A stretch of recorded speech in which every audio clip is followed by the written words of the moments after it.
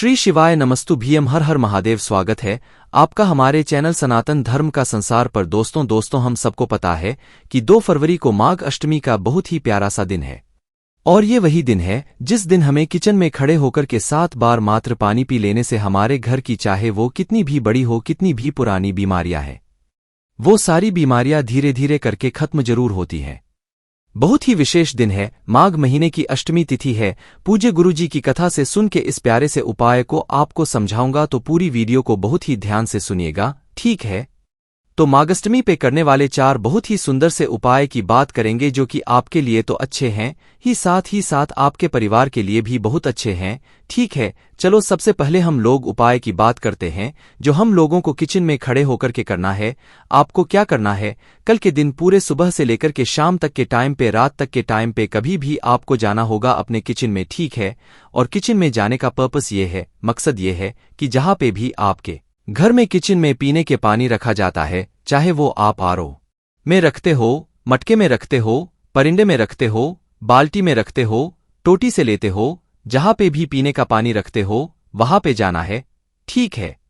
एक छोटी सी कोई कटोरी ले लेना या फिर एक छोटा सा कोई गिलास ले लेना जो आपको ईजी पड़ेगा, उसको लेंगे और ये जो टोंटी आपको दिख रही है, इसी टोटी में से उसी कटोरी में पानी निकालेंगे। जब उस कटोरी में पानी निकालोगे तो आपको तुमरुका जी का स्मरण करना है। किसका स्मरण करोगे? तुमरुका जी। फिर तुम रुकेश्वर महादेव का नाम लेंगे। पानी इसमें आपने इकट्ठा कर लिया। अब ये कटोरी में जो पानी इकट्ठा किया है, अब इसे पीना है। अब पीने का भी एक तरीका है, जैसे मैंने क्या लिखा है कि 7 बार पानी पीना है, तो आपको इसी कटोरी में बार बार जल नहीं भरना है, एक ही बार जल आपको इस कटोरी में भरना है और इसी कटोरी के जल को 7 बार में घुट घुट करके पीना है। समझिएगा कैसे?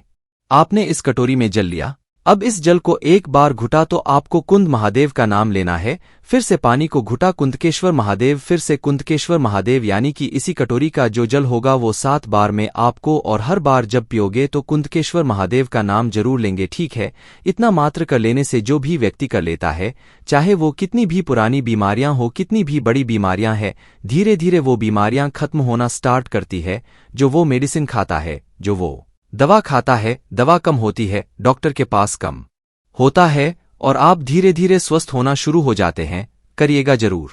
माघ का महीना है, अष्टमी तिथि है, इससे प्यारा दिन इस उपाय को करने का नहीं हो सकता, ठीक है। समझे आप ना? तो यहां पे हम लोगों ने पहले उपाय की बात कर ली है, आगे बढ़ते हैं। अब इस वीडियो में हम लोग अपने दूसरे उपाय की तरफ, और ये दूसरा उपाय भी आपको 2 चीजों में काम आएगा। पहला आपको काम आएगा बीमारी को दूर करने के लिए, और दूसरा ये आएगा आपके घर में नेगेटिव एनर्जी बहुत ज्यादा है, कोई आपके घर में है, हर बातों को लेके चिड़चिड़ करना, गुस्सा करना, क्रोध करना, अपशब्द कहना, मतलब उसकी भाषा पे कंट्रोल नहीं है, उसको तो आप इस उपाय को करेंगे, ठीक है। समझिएगा। आपको देखो यहां पे एक इंसान दिख रहा होगा जो बीमार है, ठीक है।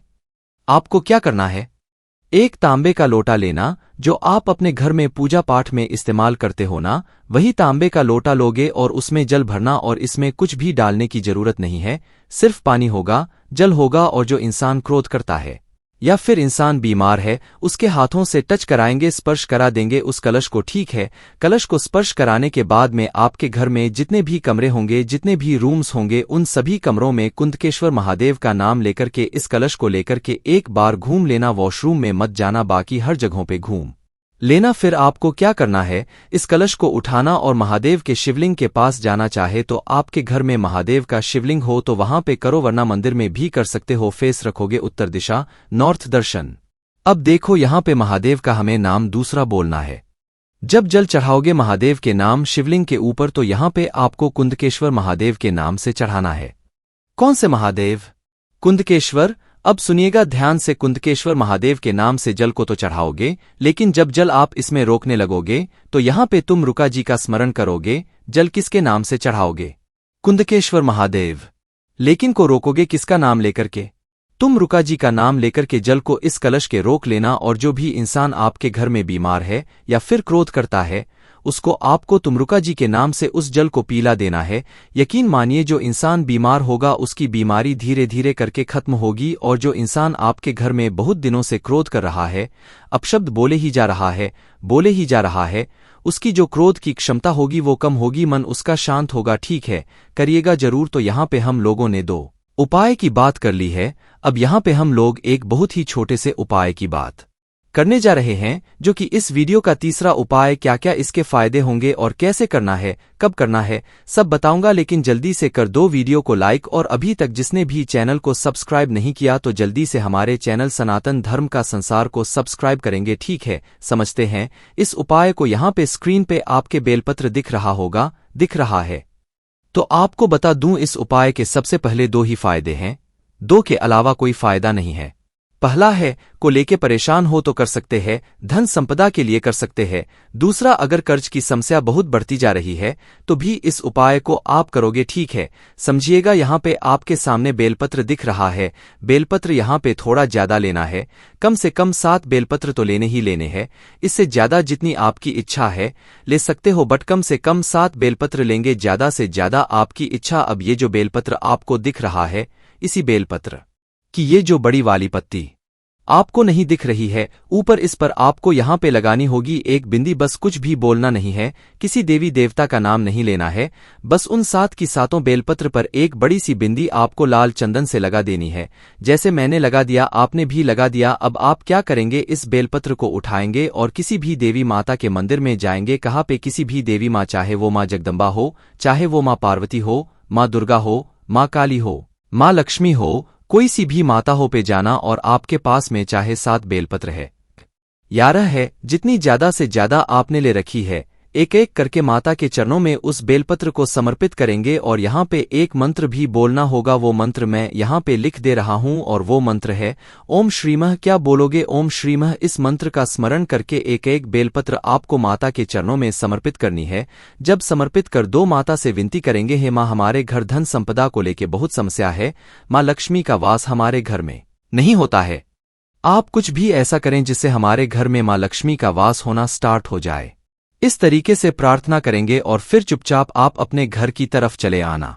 यकीन मानिए, जो भी व्यक्ति अष्टमी तिथि पे इस उपाय को कर लेता है, माँ के सामने कर लेता है, उनके घर में कभी धन को लेके कोई कमी नहीं होती। हमेशा माँ लक्ष्मी का वास उनके घर में बना होता है और पूरा परिवार कर्ज की समस्या से हमेशा मुक्त होता। ठीक है, समझे आप? चलो अब एक बहुत ही छोटे से उपाय और इस वीडियो का सबसे आखिरी उपाय की बात हम लोग करने जा रहे हैं। और यह उपाय का सिर्फ एक फायदा है, और वो फायदा होगा धन संपदा। बहुत परेशान हो, माँ लक्ष्मी का आवाज घर में है ही नहीं, तो अब आपको इस अष्टमी तिथि पे केसर वाला उपाय करना है।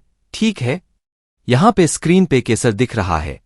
काफी लोग को डाउट होता है, भैया हमारे घर में जो केसर रखा हुआ है वो शुद्ध नहीं है। देखो यहाँ पे शुद्ध अशुद्ध की कोई बात नहीं है। आप मन खाली खरीदना जाना, वहां पे केसर लेकर के चले आओ।